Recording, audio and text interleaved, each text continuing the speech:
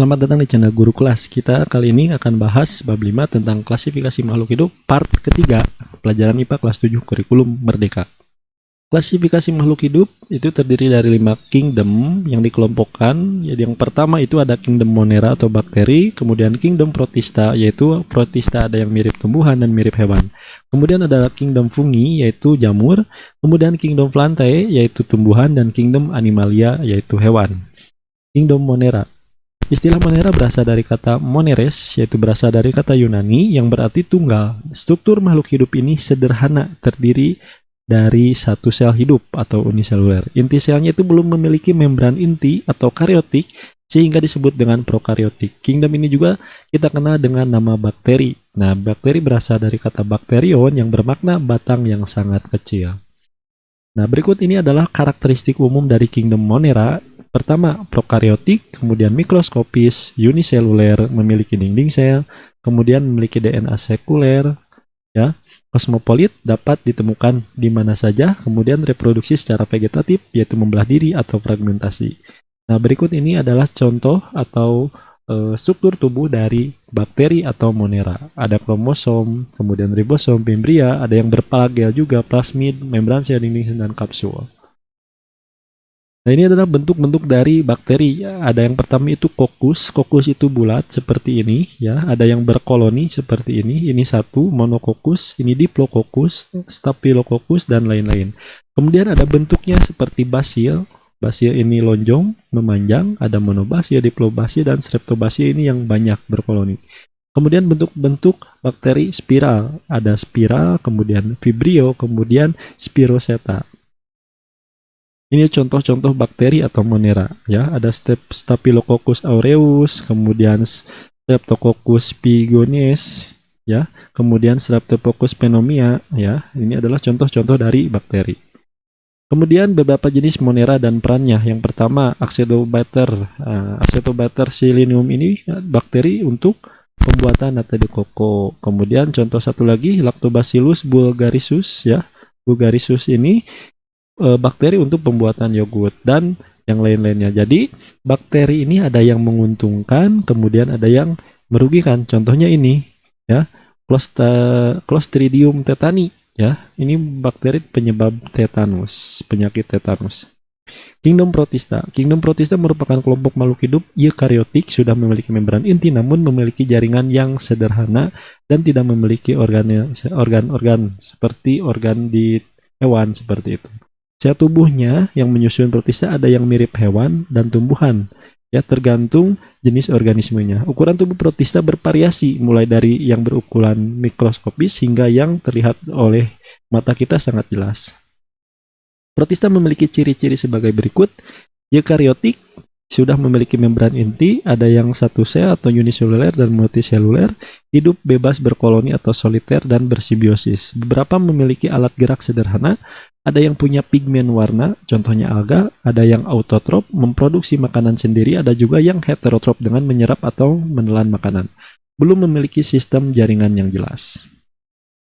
Nah, ini adalah bagan di mana kingdom Protista ini, ya, memiliki peran yang dapat menguntungkan dan merugikan, ya. Contohnya yang menguntungkan itu sebagai bahan pangan, bahan kosmetik, yang merugikan itu sebagai patogen beberapa penyakit. Jadi dapat menyebabkan penyakit. Kemudian dikelompokkan menjadi Protista mirip hewan, Protista mirip jamur, dan Protista mirip tumbuhan. Contoh Protista mirip hewan ini ada Plasmodium, Amoeba, kemudian Trypanosoma, kemudian Paramecium. Kemudian di sini ada contoh Protista mirip tumbuhan. Protista mirip tumbuhan atau alga atau ganggang bentuknya menyerupai tumbuhan namun tidak memiliki organ akar, batang, dan daun. Ini contohnya ada Gracilaria, ya. Kemudian ukuran protista mirip tumbuhan mulai dari yang ukurannya mikroskopis sampai dengan yang terlihat jelas dengan mata kita. Kemudian di sini ada contoh protista mirip jamur. Nah, memiliki dinding sel yang bersifat heterotop dengan cara menguraikan atau menelan zat makanan. Protista mirip jamur meliputi jamur air dan jamur lendir. Contoh protista mirip jamur seperti pada gambar ini, ya. Ini adalah gambar protista mirip jamur. Beberapa jenis protista dan perannya, ya. Sebagai contoh di sini ada Trypanosoma gambiense ya. Ini adalah jenis protista protozoa yang penyebab penyakit tidur. Jadi ada yang menguntungkan dan ada yang merugikan. Nah, contohnya Spirogyra ini, alga ini sebagai pakan ikan. Kingdom fungi. Organisme yang digolongkan ke dalam kingdom fungi atau jamur memiliki ciri pertama, eukariotik, kemudian kedua, sel berupa hifa atau benang, yang ketiga, dinding sel terbuat dari kitin, 4, tidak memiliki kloroplast, kemudian serta dapat menghasilkan spora untuk perkembangbiakan. Bentuk jamur bervariasi dan memiliki warna yang beragam. Peranan jamur di dalam ekosistem adalah sebagai pengurai atau dekomposer. Nah, jamur dapat menguraikan senyawa organik menjadi senyawa anorganik. Jamur juga dapat hidup sebagai parasit pada makhluk hidup lainnya.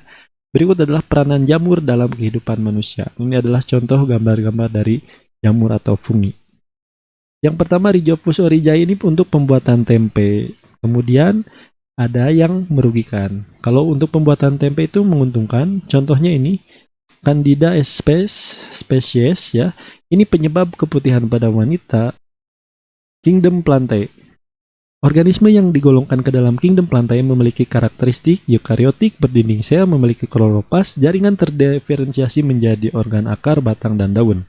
Kingdom Plantae atau lebih dikenal dengan nama tumbuhan berperan sebagai produsen. Tumbuhan dapat melakukan fotosintesis dan menyediakan makanan bagi organisme lainnya. Tumbuhan berkembang biak dengan menghasilkan spora atau biji. Kemudian tumbuhan yang berkembang biak dengan spora yaitu kelompok lumut dan paku. Adapun tumbuhan yang berkembang biak dengan biji terdiri atas dua kelompok yaitu berbiji terbuka atau gymnosperme dan tumbuhan berbiji tertutup atau angiosperme. Nah, tumbuhan berbiji tertutup berdasarkan keping bijinya dibagi menjadi dua lagi, yaitu tumbuhan dikotil dan monokotil. Nah, inilah bagan atau peta konsep jadi kerajaan tumbuhan. Ada Bryophyta yaitu lumut, ada Pteridophyta yaitu paku-pakuan, di mana lumut dan Pteridophyta ini berkembang biak dengan spora, sedangkan Spermatophyta ini dengan biji ya. Contoh Bryophyta ada lumut hati, lumut daun, lumut tanduk. Kemudian Pteridophyta ini ada paku purba, paku kawat, paku ekor, dan paku sejati. Sedangkan Spermatophyta ini dibagi menjadi dua kelompok lagi, yaitu Gymnosperme yaitu berbiji terbuka dan Angiosperme yaitu berbiji tertutup. Contohnya ini adalah lumut daun, ini adalah paku tihang, paku sejati, ini adalah pohon cemara, Gymnosperme, dan pohon mangga itu termasuk ke dalam berbiji tertutup atau Angiosperme. Ini contoh tumbuhan lumut seperti ini contoh tumbuhan paku, ini contoh Gymnosperme, dan contoh Angiosperme. 5, yaitu Kingdom Animalia. Organisme yang dikelompokkan atau digolongkan ke dalam Kingdom Animalia memiliki karakteristik yang pertama, eukariotik, tidak memiliki dinding sel, multiseluler, heterotrop, dan secara umum dapat berpindah tempat dengan jelas. Ukuran hewan bervariasi dari yang berukuran mikroskopis yang harus dilihat dengan mikroskop sampai dengan ukuran yang sangat besar. Ini adalah contoh bagan atau peta konsep dari Animal Kingdom. Jadi ada filum Chordata. Chordata ini ada vertebrata. Vertebrata ini di mana hewan yang memiliki tulang belakang. Ini adalah kelas vertebrata. Nah, sedangkan yang di atas ini Annelida, Nematoda, ya, Platyhelminthes, Porifera, Echinodemata, Cnidaria, Mollusca ini merupakan kelompok hewan yang masuk ke dalam invertebrata atau yang tidak memiliki tulang belakang. Kelompok invertebrata dan vertebrata. Invertebrata adalah golongan hewan yang tidak memiliki tulang belakang, contohnya cacing, kerang, dan cumi. Adapun vertebrata adalah golongan hewan yang memiliki ruas tulang belakang, contohnya ikan, katak, ular, burung, dan sapi. Filum pada Kingdom Animalia beserta contoh dan karakteristiknya. Yang pertama ada Porifera, Coelenterata, Platyhelminthes, Nemadelminthes, Annelida, Mollusca, Arthropoda, Echinodemata, kemudian Chordata. Nah, ini adalah karakteristiknya dan ini adalah contohnya. Kita bisa lihat sama-sama. Jadi setiap hewan ini ada yang memiliki peranan yang menguntungkan dan ada yang merugikan. Oke, sekian yang video dapat disampaikan tentang taksonomi 5 kingdom. Semoga kalian mengerti dari materi ini dari part 1, kedua, dan ketiga. Semoga bermanfaat. Sampai jumpa di video yang lainnya.